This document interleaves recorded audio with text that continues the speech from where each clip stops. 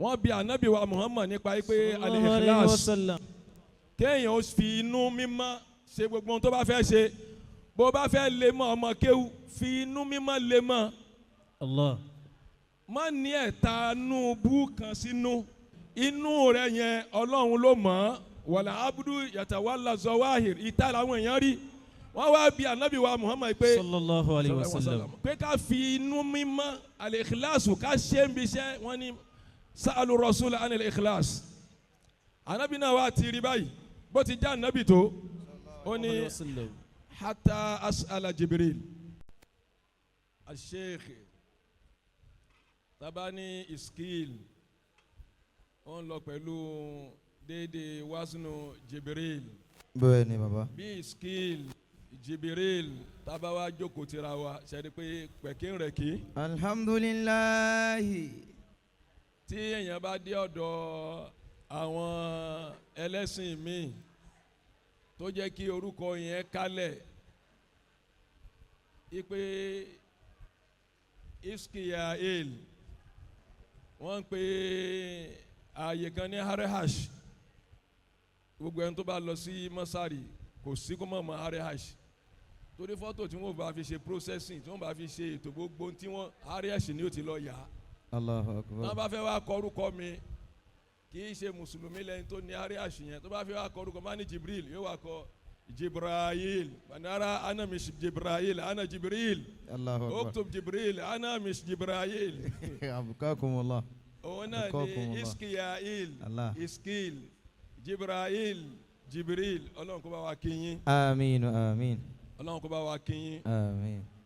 ọ̀dọ̀ yín ló yẹ kí n darí gbogbo kíkí sí àmọ́ tó di pé ẹ̀yin lẹ wà ní alẹ́ ayman falẹ̀ ayman tí n bá wá lọ tí n bá bọ̀ ọ̀dọ̀ yín náà ní padà darí ẹ̀ sí ìfádọ̀ tó ka mí ń ká ilé ìka ọlọ́run kó bá wa kí yín. àmín.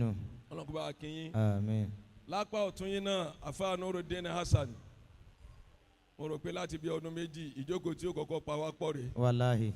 alhamdulilayi. ọpẹ́ ni fún Ọlọ́run o. tó jẹ́ pé lọ́dọ̀ Muhammad náà Ọlọ́run ti ní kí ó pa wá pọ̀. alhamdulilayi. inshallah mo kí afa náà Ọlọ́run kí ó bá wa kí. àmín. mo fi dọ́dọ̀ afa asọ̀báhi adakun afa wa Ahmed nfọsiru ojokoro ìjàyè táwa náà wà lábẹ́ ní Ahmadiyya torí tẹ bá sọ ẹ ní mo fọsiru ìjàyè àti gbogbo kàràkàrà ẹ tí ó wàá kó sàlámù náà sínú. bẹ́ẹ̀ ni Allahu akbaru. Ọlọ́run kó bá a kéyìn. àmín. mo kí àfa wa Sọ̀báhí mo wá fi bọ́ sí ọ̀dọ̀ àwọn àfa wa lápá àlàáfíà mímí báyìí mo kí yín o mo tún kí àfa wa náà tí àfa youth àfa wa àrídùnnú Ọlọ́run kó ṣe gbogbo wa ní àrídùnnú fáwọn òbí wa. àmín àmín. kó wá ṣe àwa náà ní kó wá ṣe àwọn ọmọ tiwa náà lárídùnnú fún wa. àmín. àfa Olúwa ló ṣe Ọlọ́run kó máa bá gbogbo wa ṣe o. àmín àmín.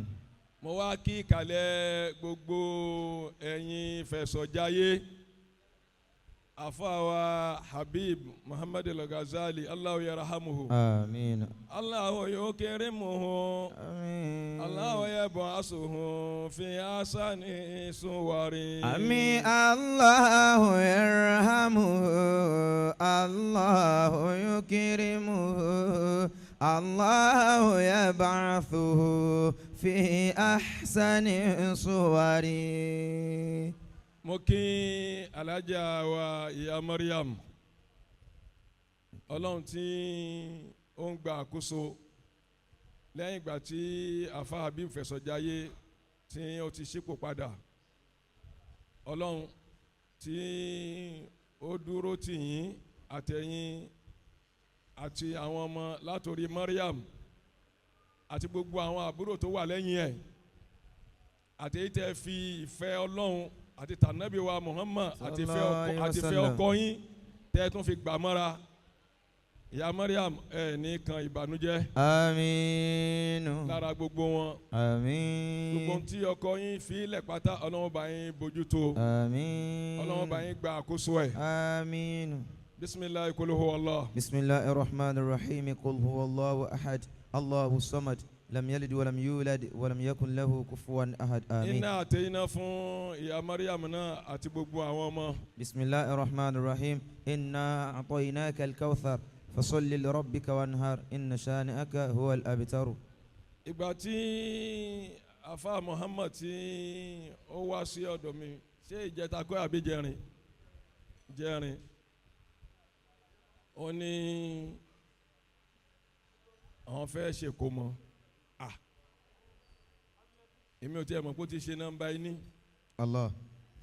ṣé nọ́mbà ẹ̀ta ilé yàbí nọ́mbà ẹ̀rin ọlọ́run fàlù baríkà sí gbogbo ẹ̀. آمين. ìgbà tí ń fi ọ̀rọ̀ gúnlẹ̀ mo ní tó o fẹ́ pe bàbá káwọn bàbá wa àwọn onírárá o ó lè mi ní òun fẹ́ kí n wá torí pé tí ó bá fẹ́ kí bàbá ó wá ó ní gbogbo ohun tí ó fi lè jẹ́ kí bàbá ó wá àkọ́kọ́ náà ń bá yín ní ọmọ kéwu bàbá ni àwa sì ti fi òǹtẹ̀lú pẹ̀lú bàbá pé gbogbo ọmọ kéwu yín tó bá pè yín kódà kó ṣe pé wúlá ìdádíyà ló kà ló fi lọ tó ti gbà pọ́ ọmọ kéwu yín lòun ẹ̀dá lóhùn. Allahu akbar. torọ́ ọmọ kéwu yín ni ká tó wá ní ẹni tí ó ka ìdádíjà tó tún ka sanáwìjà sẹ́mọ̀ kó ti ní ẹ̀gbẹ́ tó bá yẹ pé bàbá ló fẹ́ pè. bẹ́ẹ̀ni. tó bá ṣe pé ẹgbẹ́ mi ló tún fẹ́ lò fi pe bàbá ó ní bàbá tó kájú ẹ̀ torí bàbá rẹ̀ tí wọ́n mú wá sílé kéwú ńjọ́ tí wọ́n mú wá ẹni tó tóbi ní ọ̀dọ̀ bàbá nú ọmọ tí bàbá tọ́ tí gbogbo àwọn àfa nùdín asani náà mọ̀ yìí pé a bó ti rí nìyẹn àfa Ibrahim Suleiman Al-Ketuwy ni wọ́n jọ jẹ́ ọ̀rẹ́ tímọ́tímọ́ tí wọ́n jọ mú àfa Muhammad wá sí tí wọ́n bá ní àwọn fẹ́ fi bàbá Muhammad Iskeel pé bàbá sẹ́rí pé owó ọ̀tí ẹ̀ tí wọ́n sọ pé ṣé bàbá ló fẹ́ kó wá ẹgbẹ́ wà bẹ́ẹ̀ bàbá ń bari bá kú ó wá ahlan wa sahlan wa marhaban bikum ẹni tí ọlọ́run wá ní kí ó kó gbogbo wọn mọ́ra tí wọ́n ń jẹ́ òṣùṣù ọwọ̀ lẹ́nìí táwọn tí ń jẹ́ al-ittihadu qabla al-ittihadi. Allah. àbí al-ittihadu ba'da al-ittihadi. Allahu akbar.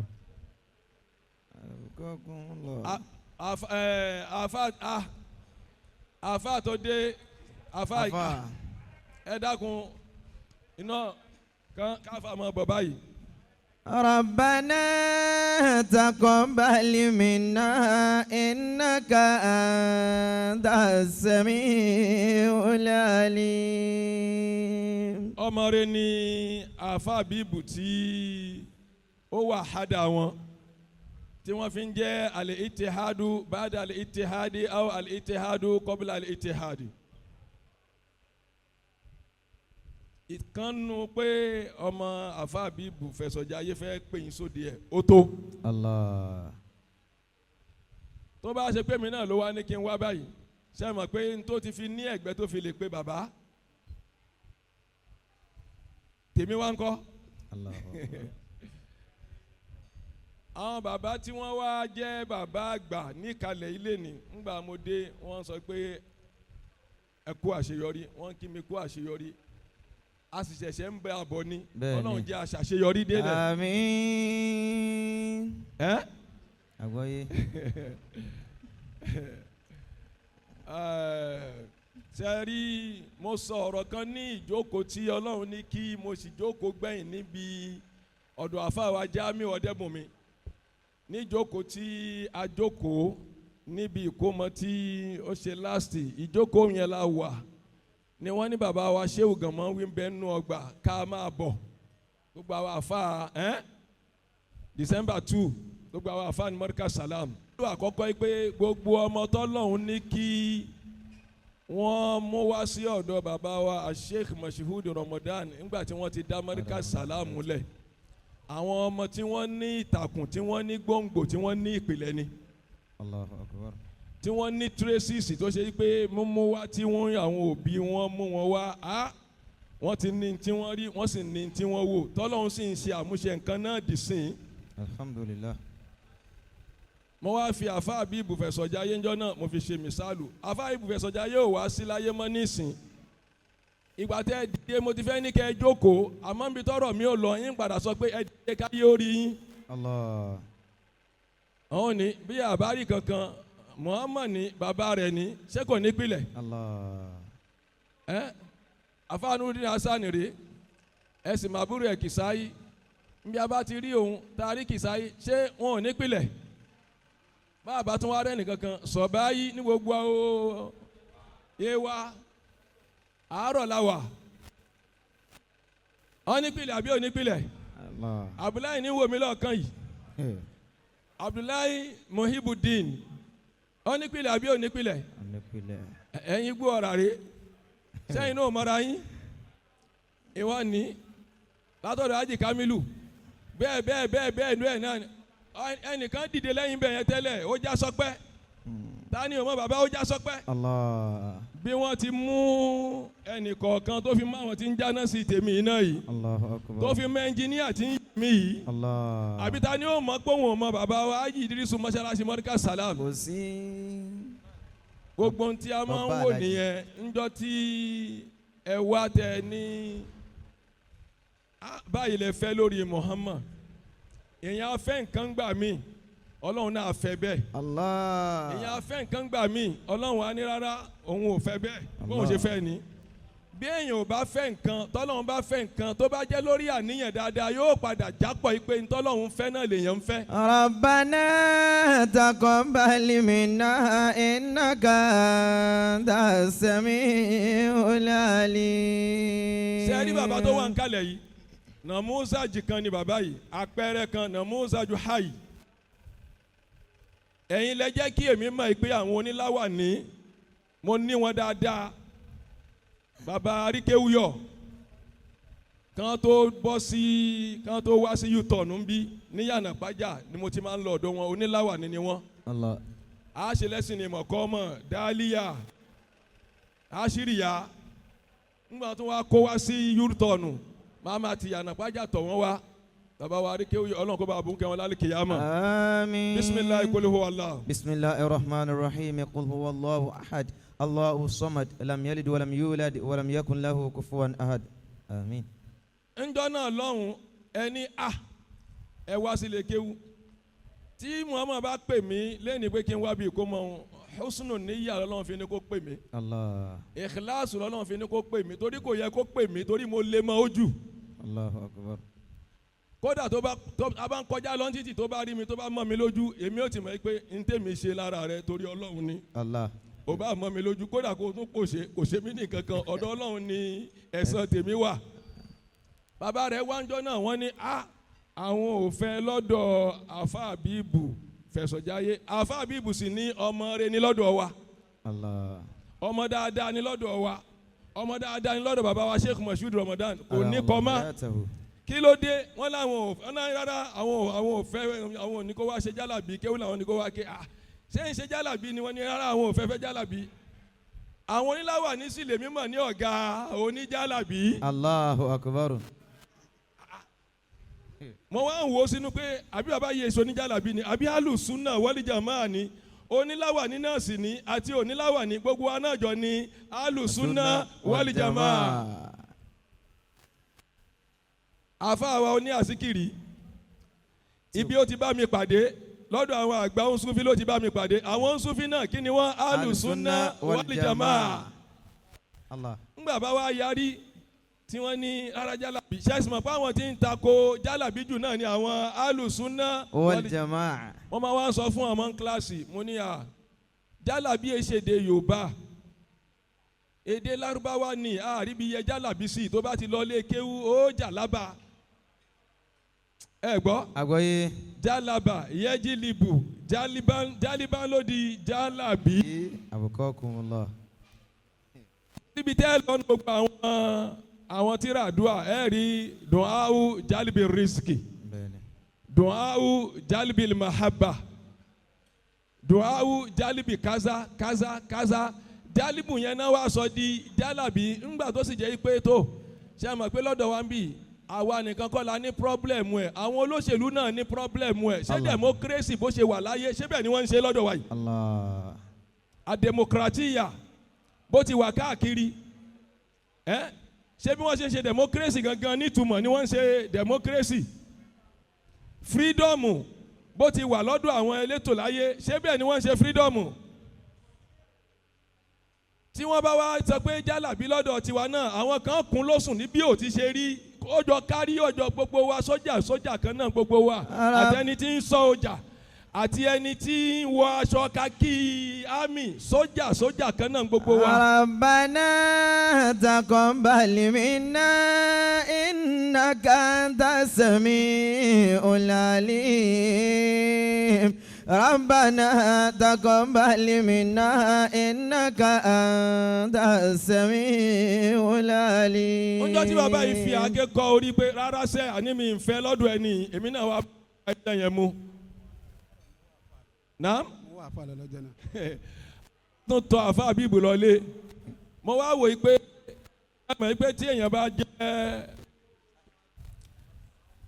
àwọn tí ó bá ní àwọn professional yóò mọ wíńgì tí yóò fi kálukú sí. Bẹ́ẹ̀ni. Ẹni tí yóò jẹ́ àtàkà ẹni tí yóò jẹ́ midfielder bẹ́ẹ̀ni. ẹni tí yóò jẹ́ defender gbogbo wíńgì kọ̀ọ̀kan àti scorer àti mọ gbogbo wọn. Bẹ́ẹ̀ni.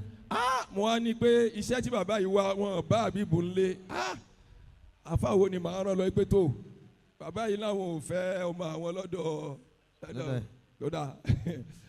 ẹni tí mo rí pé ẹ̀bà Abdulhamid Iskeel. Haramallahu hayatahu.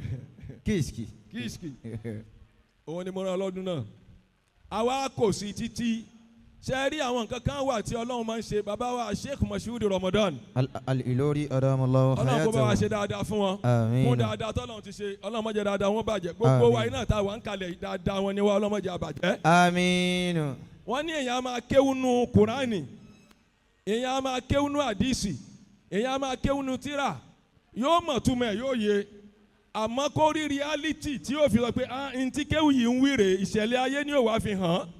Allah. Ìgbà tí bàbá yìí múra pé àwọn ò fẹ́ lọ́dọ̀ fẹsọjá yé àbí mi tó ń pè lábìbù àwọn ò tiẹ̀ mọ́ àwọn ò fẹ́ èmi náà sì bá wọn gbé kárí mo wá pe àbíbù fúnra mi mo ní o lẹ́sẹ̀ lọ́dọ̀ wa o ní nǹkan kan àmọ́ tí bàbá yìí ń fẹ́ lórí ọmọ ẹ̀ ká bá wọn fẹ́. Allah. Nígbà tí o ti tako kitab wa sunna àwa ń bá bọ̀ bẹ́ẹ̀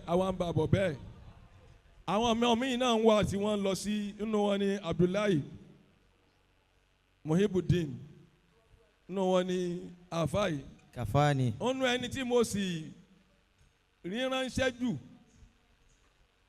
bí gbogbo wọn bá ní pé mò ń rí wọn ránṣẹ́ títí Abdullahi tún lé jù nǹkan fóun pé má lọ́dọ̀ àbíbù torí bàbá tiẹ̀ ò wá bá mi pé àwọn ò fẹ́. Allahu akbar. Rabbana taqabbal minna innaka antas sami'ul alim. Kò sí iṣẹ́ tí mo fẹ́ ràn kan tí ó ní mọ́ bíláàgì owó kan nu tí màá wá ṣe kọlọ́fín tí ò bá tó bá ṣe pé dàbàrà ló kọ́ lọ́dọ̀ àbíbù yìí nífọ̀kànbalẹ̀ sí lára tó bá wọn. Rabbana taqabbal minna. Àṣebi tí Ọlọ́run ń lọ lára ọ̀rọ̀ yìí Ọlọ́run ti mọ̀ yìí pé àwọn ọmọ tábìbù kójọ yìí àbíbù ẹsẹ̀ ni tí ẹ̀mí rẹ̀ ó gùn. Allah. Tó bá lọ àwọn ọmọ rẹ̀ ò ní tí ì lè dàgbà tí wọ́n lè gbé àyà tá a fà kalẹ̀ kan yìí pé inna nahnu nuhyil mauta. Inna nahnu nuhyil mauta wa naktubu ma qaddamu wa atharahum wa kulla shay'in ahsaynahu fi imamin mubin. Àwọn ọmọ àbíbù wọn tí ì dàgbà tí wọ́n fi lè gbé ìrántí bàbá wọn lógo ó sì ṣe nǹkan kalẹ̀ sáyé tó gbọ́dọ̀ jẹ́ nǹkan ìrántí Ọlọ́run wa ní ọ̀dà kó kó àwọn ọmọ ìjọ àwa wá ń sọ yìí pé rárá ẹ má lọ bẹ̀ Ọlọ́run wá ń sọ fún ẹ pé àṣà ń tẹ́kìrà owó ṣe yan. عسى أن تكرهوا شيئا وهو خير وخير لكم لكم والله يعلم وأنتم لا تعلمون. àṣà ó ṣeé ṣe à ń tẹ́kìrà owó ṣe yan kẹ́ mọ́ fẹ́ kí Muhammad máa lọ sọ́dọ̀ Àbíbù.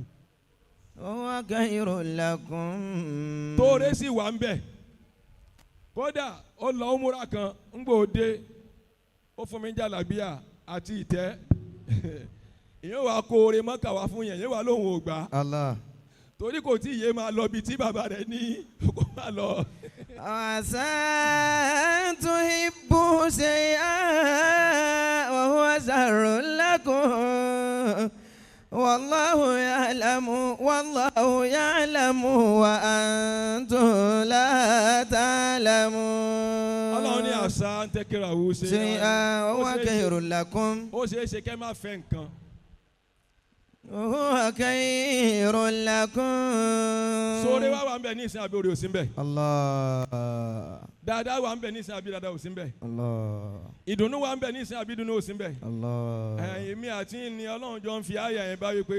عسى أن تكرهوا شيئا وهو خير لكم. àmọ́ ń jọ náà lọ́hùn ntẹ́ ń fẹ́ yẹn àníyàn tí ń bẹ lábẹ́ rẹ̀ dáa. kíkún tèmi náà kún yín àníyàn tí ń bẹ lábẹ́ rẹ̀ dáa. wọ́n lọ bá anabi wa Muhammad. sallallahu alayhi wa sallam. wọ́n ní sa'alu rasul sallallahu alayhi wa sallam anil ikhlas. wọ́n bi anabi wa Muhammad nípa pé al-ikhlas. kéèyàn ó fi inú mímọ́ ṣe gbogbo ohun tó bá fẹ́ ṣe. bó bá fẹ́ lè mọ ọmọ kéwù fi inú mímọ́ lè mọ. Allah. má ní ẹ̀ta nùbú kan sínú. inú rẹ̀ yẹn Ọlọ́run ló mọ̀ ọ́. wàlà abudu yàtàwálà zawahir ìta làwọn èèyàn rí. wọ́n wá bi anabi wa Muhammad pé sallallahu alayhi wa sallam. pé ká fi inú mímọ́ al-ikhlasu ká ṣe ń bíṣẹ́ wọ́n ní sa'alu rasul anil ikhlas. anabi náà wá ti rí báyìí bó ti já anabi tó ó ní hatta as'ala Jibril. ẹ jẹ́ n bi Jibril léèrè. walamma sa'ala Jibril ńgbà tó bi Jibril léèrè. Jibril náà ti rí òun náà wò ní hatta as'ala rabbal izza. Allah. ẹ jẹ́ kí n bi ọba al-izza ọba ọ̀gá ògo kémi náà bi léèrè. gbàtí Jibril wá bi Ọlọ́run léèrè tó wá fún ànábì lábọ̀ padà tánábì wá ń sọ fún àwa àlùmọ̀ rẹ̀ ó ní al-ikhlas mímọ́ ọkàn mímọ́ inú mímọ́ kéèyàn ó fi inú mímọ́ ṣe gbogbo nǹkan gbogbo téèyàn bá fi inú mímọ́ ṣe lára èèyàn ní kábàámẹ̀ o. Allah. dáadáa náà ni yóò padà já sí pé àṣebi à ń lọ rèé tá a mọ̀ àṣebi ọ̀rọ̀ yìí ń lọ rèé tá a mọ̀ Ọlọ́run ò mọ̀ ṣe ń wo. Ànábì ní al-ikhlas sirrun. Allahu akbar. min asrari. ìpè tọ́lọ́run wí fóun ni pé Ọlọ́run sọ pé sirrun min asrari. Ikhlasu tẹ́rí yẹn sirrun min asrari. àṣírí nínú àwọn àṣírí èmi Ọlọ́run. níbi tó lágbára dé la yattali'u alayhi malakun màláíkà kan ò lè rí. bí ikhlasu èèyàn ṣe tó lórí téèyàn bá ń ṣe níṣẹ́ ní mímọ́ ọkàn bó ṣe lágbára tó Ọlọ́run ní màláíkà kan ò lè rí òṣùwọ̀n ẹ̀ tí ó fi wá kọ́ pé bí ikhlasu yẹn ṣe tó rèé fàyẹ̀kìtúbà tí ó wà kọ́lẹ̀ wàhálà ṣètọ́nì kan ò sì lè rí ikhlasu ọkàn èèyàn fayufsida tí ó wà bàjẹ́. Allah. Ikhlasu jọ náà lọ́hùn tá a jọ fi gbá ọmọ yìí mú òun ló wá fi orí gún síbi tó gún sí ilé ni. وعسى أن تكرهوا شيئا وهو خير لكم وعسى أن تحبوا شيئا وهو شر لكم. òun náà bọ́ta ó ka kọ̀sídà ó ń kì mí ó ń yìn mí òun náà sì mọ̀ pé náà tí mo lé mọ́nú ọgbà lòun.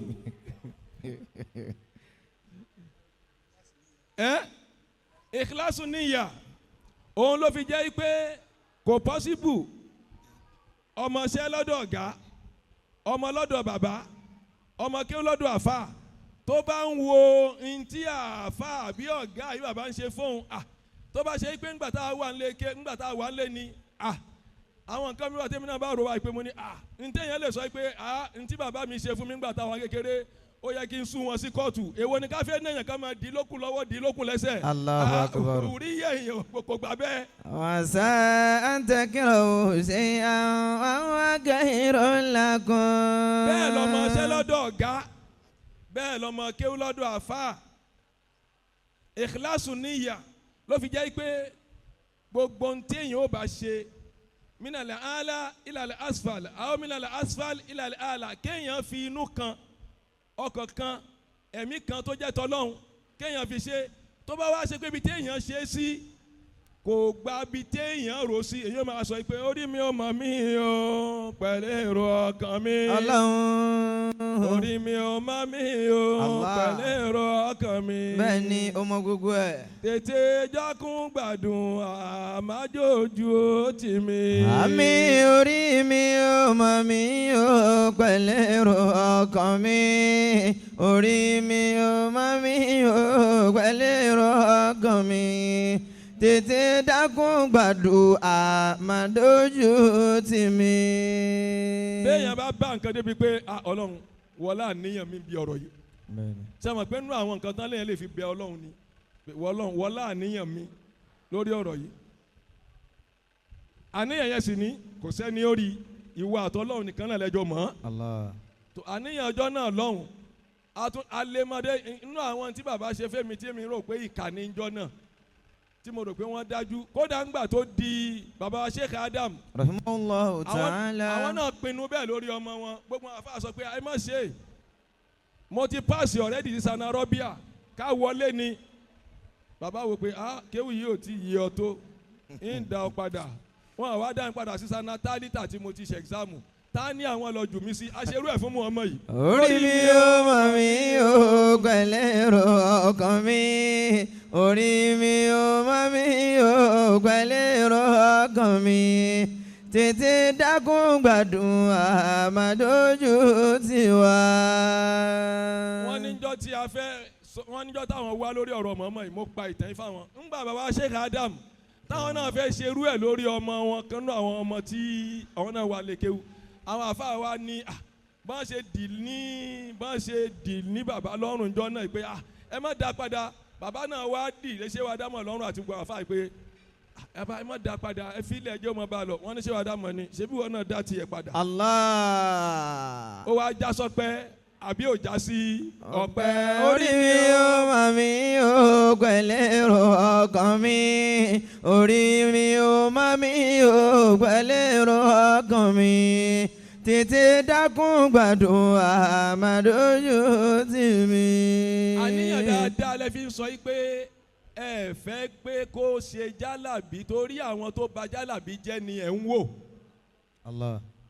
kò sí ẹni tó bá gbalẹ̀ kí ó kọjá kó karọ́ bíà ṣẹ́ẹ́rì gbogbo àwọn oní alùsùnà tẹ̀ ń wí yẹn àwọn náà ń ṣe jálàbí wọn pé ń jálàbí ni o torí kò sí ẹni tí àwọn ará àdúgbò bá ti di pé òun dé fìlà òun wọ jàlábíà bẹ́ẹ̀ni òun wọ́n rí pé òun lọ mọ́ṣáláṣí kódà ẹni tí ò lọ lé kí ó ti ń lọ mọ́ṣáláṣí dáadáa tí wọ́n rí pé ó múra àfà wọ́n mọ̀ lọ bẹ́ẹ̀ ní iṣẹ́ àfà kátó wá sọ pé ẹni tó lọ ilé kéwú. Allahu akbar. wọ́n mọ̀ gbé ṣòro wá bá àìmọye tán mọ̀ ń gbé wá bá wàyí náà táwọn sọ pé àwọn ò sí ńlá ní eléyìí. ayé wo mi àmọ́ mi wò dípò yẹ̀pẹ̀. ẹyẹ mi wò èmi tí ń ríra mi Allahu akbar. ìwà yẹ nǹkan ò fẹ́ nìkan.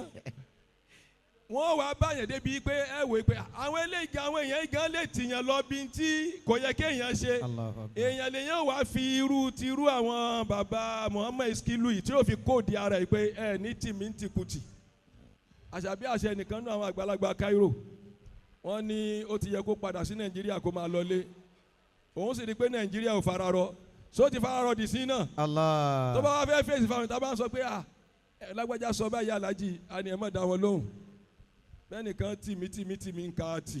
Allahu akbar. orí mi ó. ọmọ mi ò pẹ̀lẹ́rò ọkàn mi orí mi ò mọ̀ mi ò pẹ̀lẹ́rò ọkàn mi tètè dákun gbádùn àmàdójú tì mí. bí ìkójú àwọn ọmọ yìí sí ọ̀dọ̀ Fẹ̀sọ̀jayé tí wọn ò bá rí nǹkan kan míì ní ara ẹ̀ ju ipa yìí pé Habibu kú ó sì kù sára wọn ó tó. Allahu akbar. Ipe ó kú sí wọn lára orípa rẹ̀ kò tán ní Marika Salam látara wọn orípa rẹ̀ kò tán ní Marika Salam lọ́dọ̀ bàbá Sheikh Moshood Ramadan ìpàdé pọ̀ wọn ń bẹ̀ náà ó tó. Allah. Ó jẹ́ pé nínú àwọn sírúmínì àsìárì láì tọ́lọ́hún òfin hàn nìkan tán tí òfin àwọn náà táwọn náà kàn ń kójọ ni. Allahu akbar.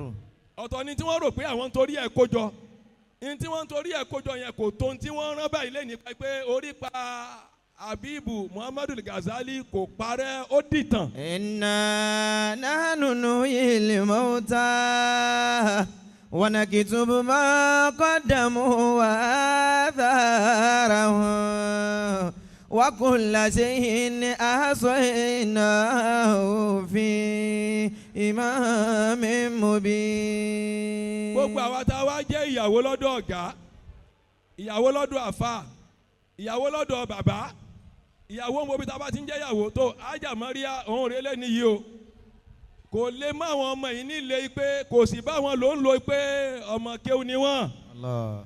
Ẹ kábọ̀ ẹ lọ fọ́ ẹ káṣọ ẹ lọ fọ́ ẹ lọ fọlẹ̀ níran yìí pé